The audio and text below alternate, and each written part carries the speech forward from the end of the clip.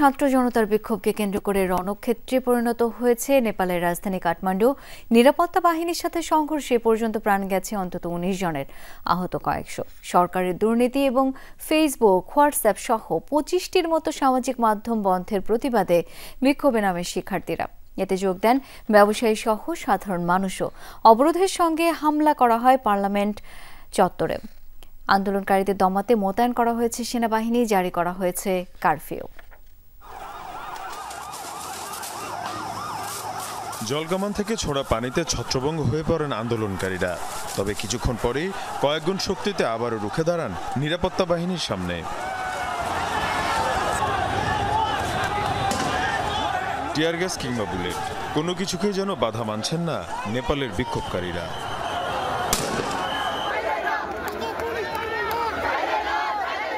এক পর্যায়ে পার্লামেন্ট চত্বরে ঢুকে পড়েন বিক্ষোভকারীরা।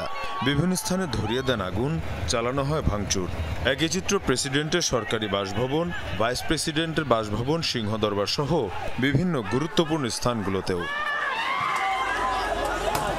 গেল বৃহস্পতিবার ফেসবুক, এক্স, ইউটিউব এবং ইনস্টাগ্রাম সহ ২৫টির মতো সামাজিক মাধ্যম বন্ধ করে সরকার।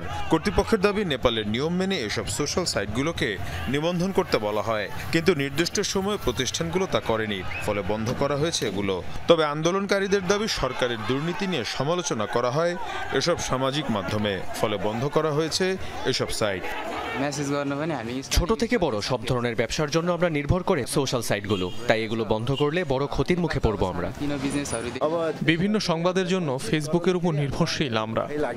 পরিস্থিতি সামাল দিতে জারি করা হয় কারফিউ। মোতায়েন করা হয়েছে সেনাবাহিনী, বিমানবন্দর সহ গুরুত্বপূর্ণ বিভিন্ন স্থাপনায় নেওয়া হয়েছে বাড়তি সতর্কতা। মীর মুশফিকা হাসান, যমুনা নিউজ।